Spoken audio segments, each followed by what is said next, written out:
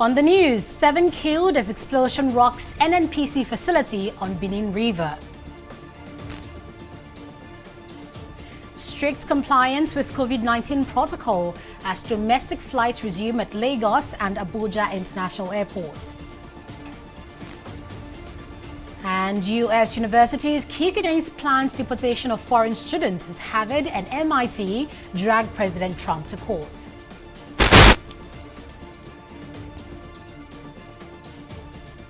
Many thanks for joining us on News Now on TV360 Nigeria. I am Annetta Felix.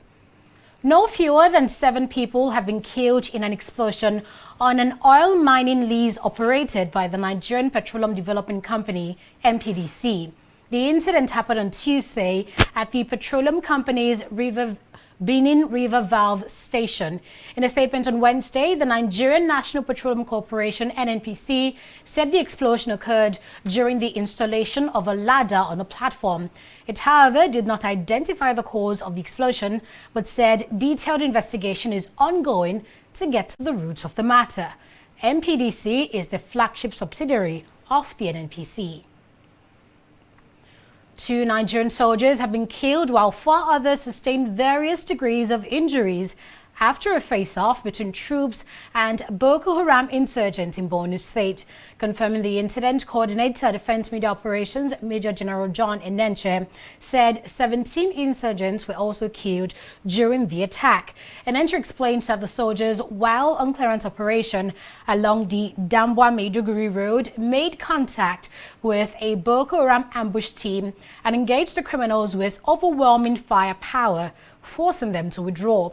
He adds that while some arms and ammunition were recovered from the insurgents, 2 soldiers paid the supreme price while 4 others were wounded during the operation.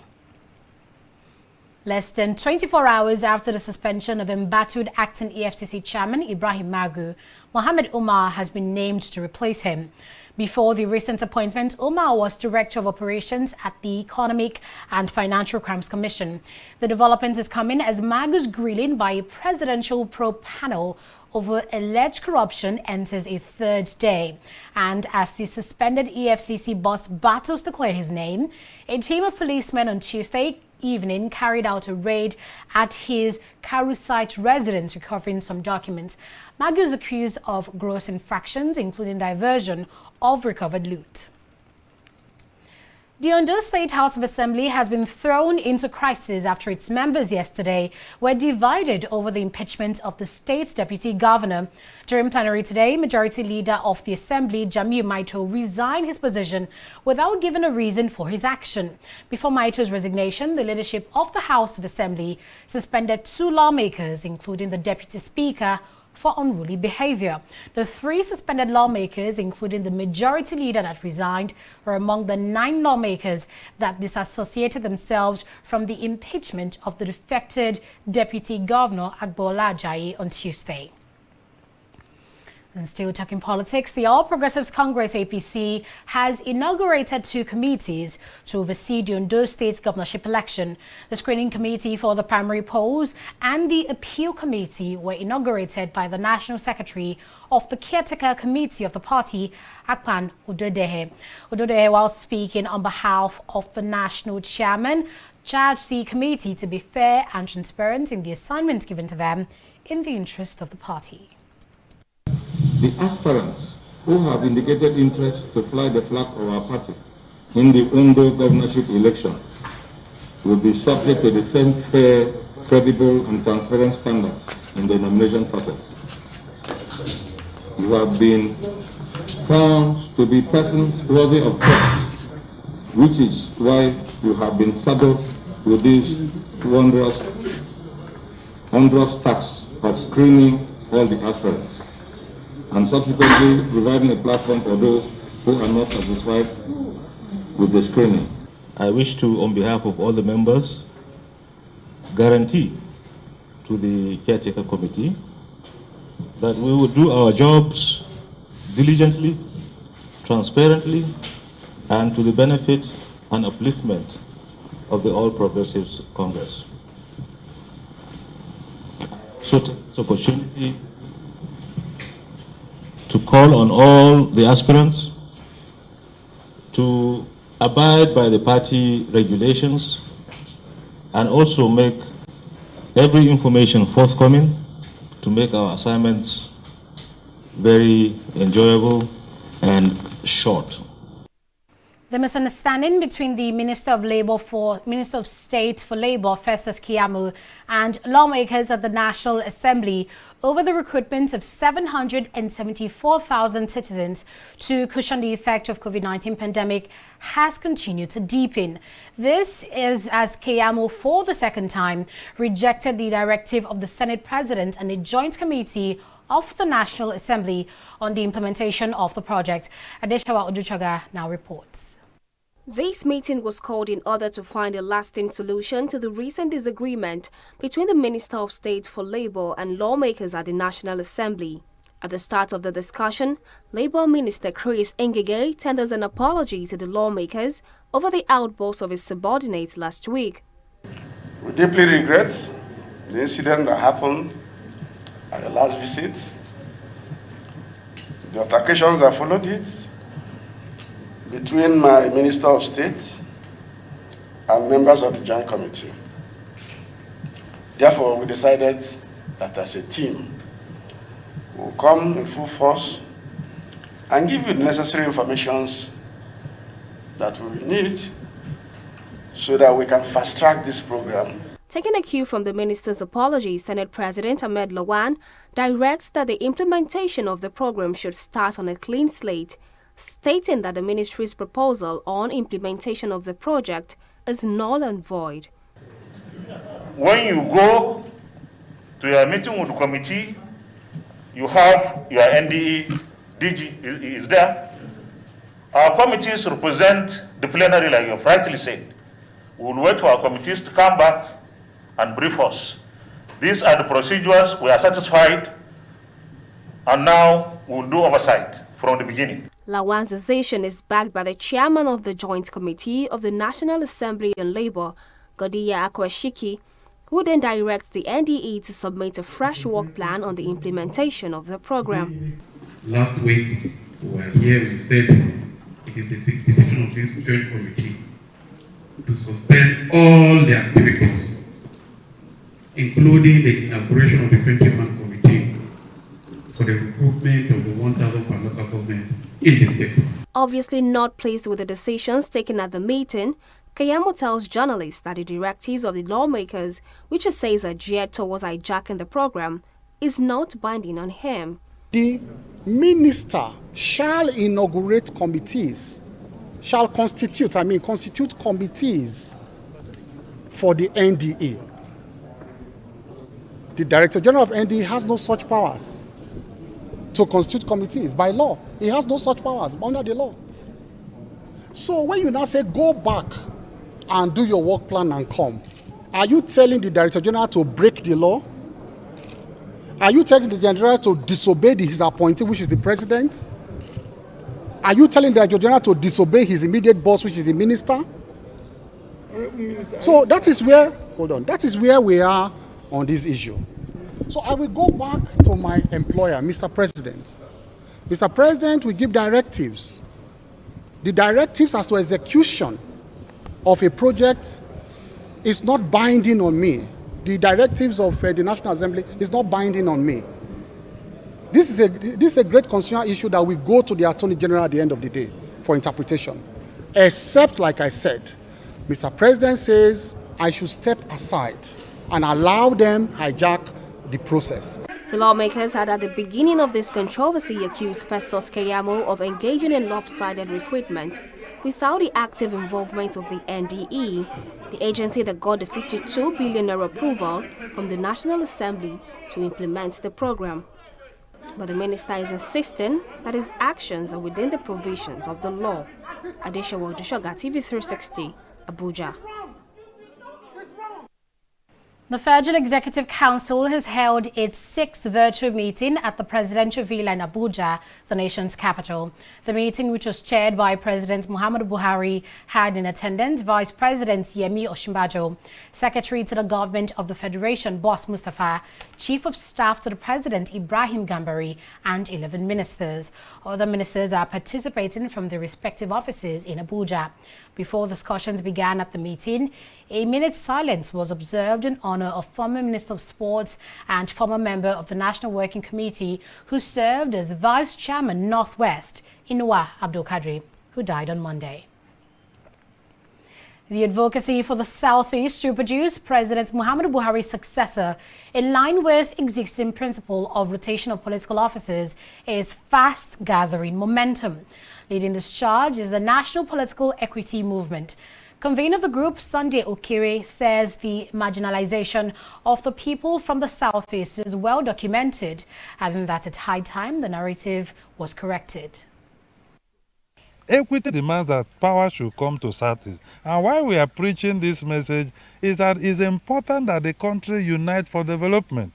And uniting for development means taking decisions that has element of fairness, equity, and justice in it. And that is ensuring that Southeast produces president. And we know that it's not just giving Southeast presidency, that we are going to lobby every group to understand this superior argument for the fundamental unity of our country and for the young people who have become hopeless about this nation to begin to have a renewed hope and reinvent ideas that will move our nation forward.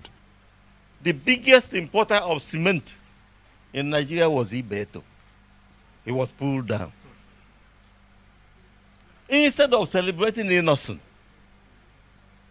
he was arrested in pants and brought to Abuja.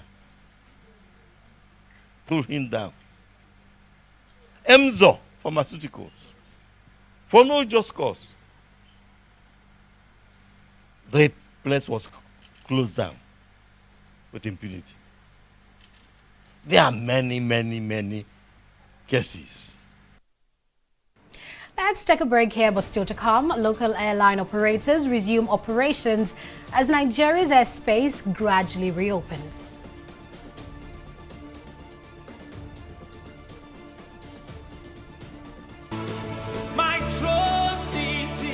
Hello, I'm Dr. Taufik Adeyemi, consultant orthopedic spine surgeon at National Orthopedic Hospital, Bovide, Lagos. I'm here on the platform of Scoliosis Focus Initiative program on World Scoliosis Day. Scoliosis is an abnormal sideway curvature of the spine with some rotation. These patients present with uneven shoulders, a hump in the back, and even pelvis. Majority of these cases are painless. Up to 5% of our population have scoliosis, and majority of them are idiopathic, meaning that the cause is unknown. You need a thorough history examination with quality X-ray to make an assessment. Your doctor will advise you on the best treatment modality for your child. Scoliosis Focus Initiative is organizing a 2-week free online consultation to help you during this COVID-19 pandemic. Thank you.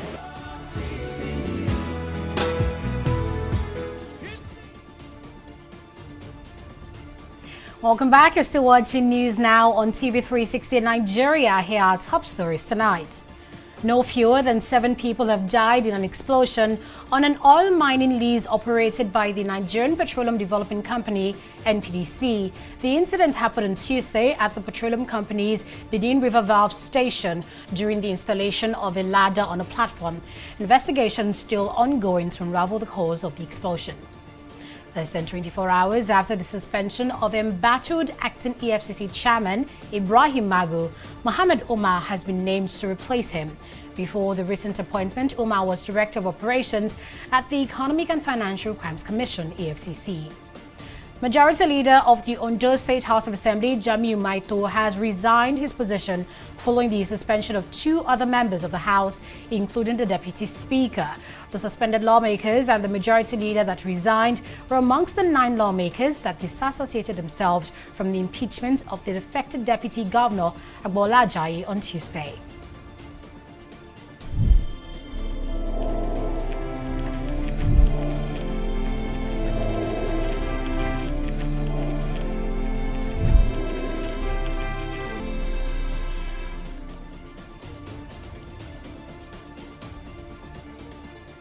Domestic flight operations have resumed at the Lagos and Abuja airports after about 4 months of closure due to the COVID-19 pandemic. 4 airlines commenced operations today at the Murtala Mohammed International Airport, with Arik Air starting the first commercial flight out of Lagos as early as 8 a.m. Strict protocol was observed within the airport and in the aircraft. Besides obvious personal hygiene and social distancing measures, the planes were thoroughly cleaned and disinfected ahead of takeoff. Airline operators say they are adequately prepared to continue this in order to ensure the safety of all passengers. We disinfect our aircraft twice after each turnaround. As soon as the aircraft park on the ramp, the person that will do the disinfection will go in first, disinfect the whole aircraft, and that person will come out. Thereafter, our cleaners will go in and do their cleaning activities. And after they finish with this cleaning of a thing, the person that is doing this disinfection will go in again for the second time and disinfect the aircraft, thereby leaving the aircraft for the next 1 hour before we start boarding passengers. Things are not normal again. It's a new normal. So airlines are spending more on flights now than before. So you can expect that there's going to be marginal increase. Even the PTF chairman, remember, said that Nigeria should be prepared for fare increase. But for us as an airline, the increase on a flight is minimal. Very, very minimal. So it is still affordable for Nigerians to fly to any part of the country, I can assure you. Some travelers also expressed their views on the resumption and what they make of the new safety measures. The arrangement is good because when you come in, you have to sanitize yourself. You wash your hand with soap and water, and you also use the sanitizer. And your bag is also cleaned. So the safety measure is okay. The message to them is to just put in more effort in combating the virus. It's kind of funny because it's scary because we don't really know the maybe the condition of the airline, the plane that we are flying. So it's kind of a scary something. I've seen a lot of measures, the social distancing, the tag on the floor to keep the distance between the next passenger. Everything is really nice and okay. Kwara State government has asked its officials who had contact with the late Chief of Staff Aminu Adisa Logun in the past 2 weeks to proceed on self-isolation while their samples are taken for COVID-19 testing. In a statement by the Commissioner for Communication, the government also suspended physical meetings of any kind on official matters until further notice, directing increased use of virtual platforms for such engagements in order to limit physical contacts. Kwara Chief of Staff Abdulrazak Abdurrahman died on Tuesday from COVID-19 complications. The Edo State House of Assembly Speaker Roland Asoro has reportedly tested positive for COVID-19. Following this, workers at the Edo State House of Assembly have been asked to go for compulsory COVID-19 test to ascertain their status. 6 lawmakers in the 24-member House were also ordered to undergo COVID-19 tests. This is coming as Speaker of the House Frank Okie recently recovered from COVID-19 infection. A worker who spoke on the condition of anonymity said apart from the compulsory test, the authorities intend to fumigate the premises before it will be open for normal activities. In the last 24 hours, a total of 280 COVID-19 patients have been discharged. This brings Nigeria's total number of recoveries to 12,108. Meanwhile, the Nigeria Center for Disease Control (NCDC) confirmed 503 new infections in 20 states and the Federal Capital Territory on Tuesday. The agency also reported that 15 patients have died of COVID-19 across the country in the last 24 hours. With 79 deaths in the past week, a total of 669 people have now died of COVID-19 complications, and a total of 29,879 confirmed cases of COVID-19 have been recorded in all states and the EFCC. The UK government on Wednesday unveiled a package worth £30 billion to save jobs, help the young into work and kickstart the British economy, which has been ravaged by COVID-19 pandemic. Finance Minister Rishi Sunak announced this on Wednesday while delivering a mini budget to Parliament. The new measures include bonuses to companies retaining staff and taking on apprentices, investment in green jobs, and even discounted meals at restaurants. Sunak added that the government follows system already in operation to protect millions of private sector jobs had to end in October. Let's take a break here to join Fidelia Aguncha when we return for business stories.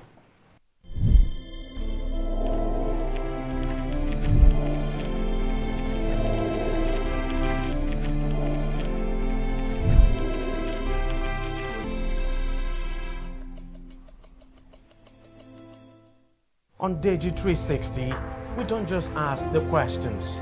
What is wrong with amending the Constitution the way the National Assembly members have been doing it? We seek answers.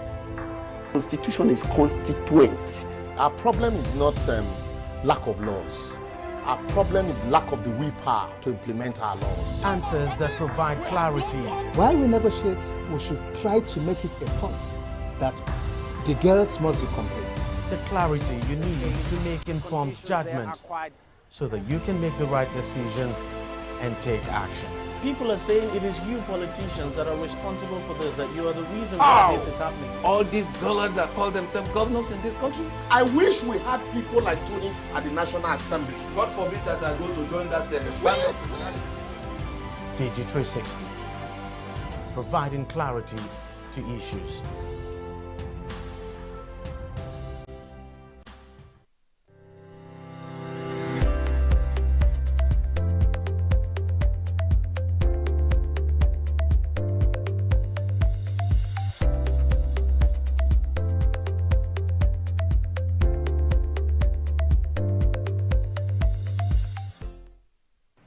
Welcome back. Let's now join Fidelia Aguncha for the latest in business. Thank you very much, Annetta. The Federal Inland Revenue Service, FIRS, has extended the closing date of tax debt payment in the country from June 30 to August 31st, 2020. In a statement issued on Wednesday by FIRS Director of Communications, Abdullahi Ahmed, he said the move approved by the DG, Mohammed Nami, is followed up to a number of palliative measures devised by the service to cushion the effect of the COVID-19 pandemic on the Nigerian economy. The extension applies to tax auditing, investigation and desk review, assessment, and approved installment payment plans on the voluntary asset and income declaration scheme yet to be fully liquidated. The federal government says it is not going back on its plans to close the third mainland bridge for 6 months to enable contractors carry out repairs on it. Speaking at a news conference in Lagos, Comptroller of Works, Federal Ministry of Works, Olukayode Kpopola, said the bridge was last rehabilitated in 2012, which was about 8 years ago, adding that there was need to carry out the repairs to avert collapse. He said the first 3 months would be used to carry out work on the part of the bridge coming from the Lagos Island to the mainland, while work on the other portion of the bridge coming from Oroshoki to Lagos Island would begin 3 months later. The bridge will be closed on July 24th, 2020. Oil prices dipped on Wednesday as industry data showed a build in U.S. crude stockpiles and added to worries about oversupply, while a surge in coronavirus cases in the United States and other areas cast doubt over a pickup in fuel demand. Brent crude futures fell 11 cents to $42.97 a barrel, while U.S. crude futures dropped by 11 cents to $40.51 a barrel, holding to the narrow range of the past few weeks. U.S. crude oil stockpiles rose last week against expectations for a new draw, although gasoline and distillate inventories fell more than expected. We'll now shift focus to the stock market after this break. Stay with us.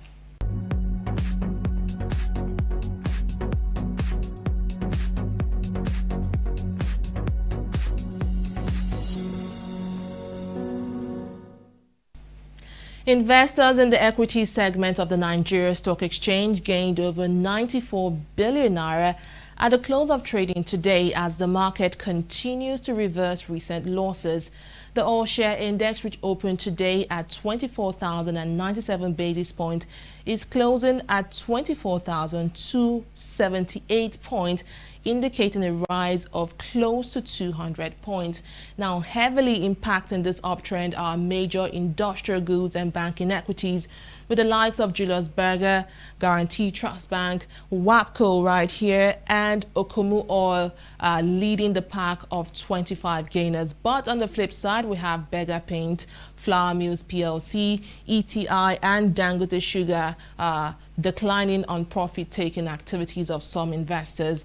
The market summary right here shows that over 230 million shares were transacted on the floor of the market today, and they were valued at 4.6 billion naira. Well, now to the foreign market, we can see that UK's FTSE is falling as traders try to digest the new mini budget unveiled at Parliament today, while the Nikkei is falling for a second straight day, and the Dow is recording gains of 0.22%. That is from the world of business. It's back to Anata Felix. Thanks for the business update, Fidelia. Moving on now, Harvard and MIT is asking a court to block a U.S. government order which revokes visas for foreign students. The foreign students affected by the new law are those whose entire courses have been moved online because of COVID-19. The universities launched the lawsuit against President Donald Trump's administration in a Massachusetts district court on Wednesday. Harvard President Lawrence Bacow said in a statement that they will pursue the case vigorously so that their international students and international students at institutions across the country can continue their studies without the threat of deportation. Former Real Betis and Manchester City coach Manuel Pellegrini is set to take over at La Liga side Real Betis from next season. Pellegrini has reportedly agreed to sign a 2-year contract with the option of a 3rd year with Betis, who sacked coach Rubi last month. The Chilean won the Premier League title with City in 2014, as well as 2 League Cups, and had successful stays in Spain's top flight with Villarreal, who took to Champions League semi-finals in 2006. Betis, who's one of Spain's best supported clubs with more than 50,000 season ticket holders, are currently 14th in La Liga, 9 points above the relegation zone. And that's it on News Now on TV360 Nigeria. I am Aneta Felix. Thank you for watching.